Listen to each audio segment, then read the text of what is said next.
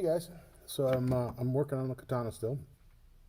What I got here is I'm starting on the Suba. So what I've started to do here is just took a piece of steel, surface ground it real quick just to get it all consistent, no scale on it or anything.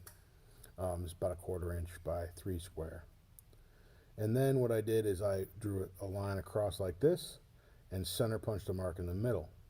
That gave me the pretty close to the center of the steel. I then took a compass, put it in that mark, and then scribed a circle all the way around. That gave me the outer dimension of my Suba. It's still in, I haven't cut down to it now, but I will cut down to it, and I figured out where this particular one was a little off. Now what I'm going to do is get ready to mill my slot. So I want to, based on this as my center line,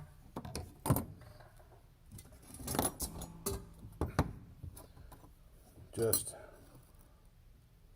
mark center, going straight through. I'm going to double check that that is centered with the thing I just put down. It is in fact centered. So now I have a center line based on these two edges. The next thing I'm going to do is mark the top and bottom of where it's going to sit on the blade. So this is my blade here, and my habaki's all finished. So I'm going to use the habaki to dictate where it's going to sit on there. So get this pretty close to centered. I'll measure with ruler here.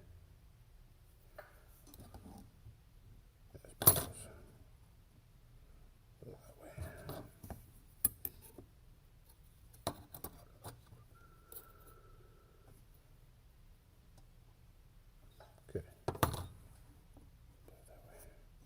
Now I'm going to mark inside here and inside here where the tang actually goes. And I'm going to take a scriber so I can be a little bit more accurate and put this to the front edge here. So my slot is going to be milled there to there. I already did this once, that's why there's more than one mark.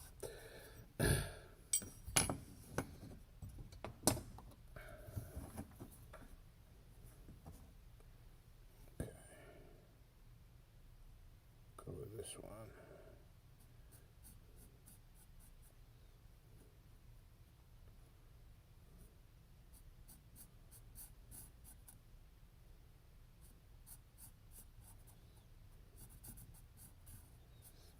That will be my approximate shape of my tang slot.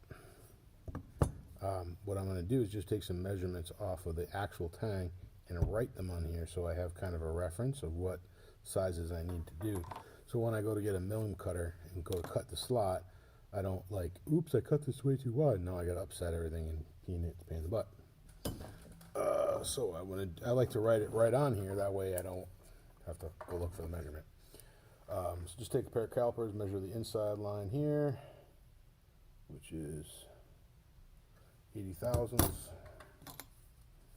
So we'll pull the line, 0.080. And then back here, should be closer to 1/4, 210.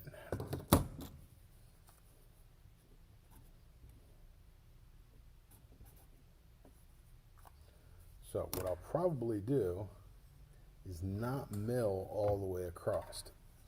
What I'll probably do is lay this out based on here and here. So let's see. Let's do 40 thou here.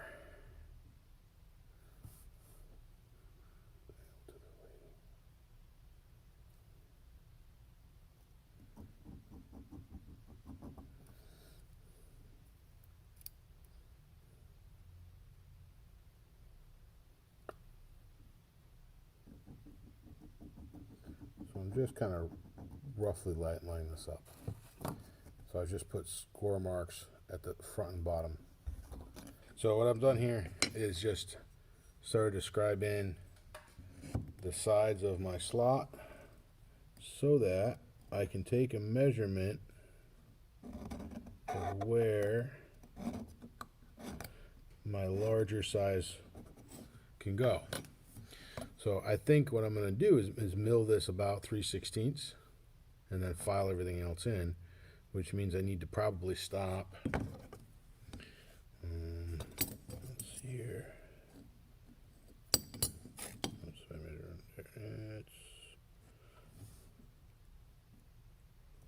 about here. So I'll mill here to here 3/16, and then I'll probably take. I have some small cutters. I might drill this and then drill a couple more holes just to make it a little easier to file in the rest of the way. Or I may just file this all out instead, because that is kind of a big taper. We'll see. All right, so I've quickly milled the slot 1/8 inch thick, and then I filed this to fit the blade as such.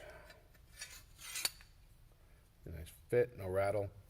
And I just did that by the layout lines I made earlier, and I just put it in the vise and filed it down to those lines, and then kind of slid it on here, put a little Sharpie on it, and kind of until it got in there all the way and got fit. It's a nice tight fit, which I like, so it won't rattle, which is good, and it fits nice and square on there, which is also good. So now I want to make sure I lay out the circle. I quickly ground this to the circle I laid out earlier, but it's not perfect. And now I don't have my center mark anymore, so I can't lay it out the same way again. So what I've done is I've put a little nail in this board here with a center punch in the center of the nail. And I put 2 cross lines here laid out based on the center of my hibaki. So now what I've done is given myself references for straight up and down this way and this way. And now I take my compass and lay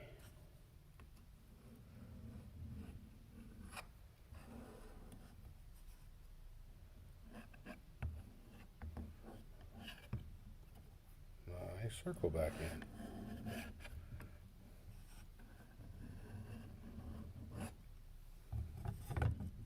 Like such. Now I know where I need to grind down to get a nice even circle, which I can then carve an inlay. So this side's going to get some inlay. This is the side facing the handle.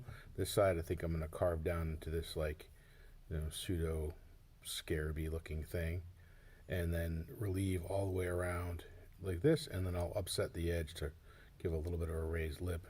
The backside will be flush with inlay. Should be kind of neat. So anyway, so that's it. There.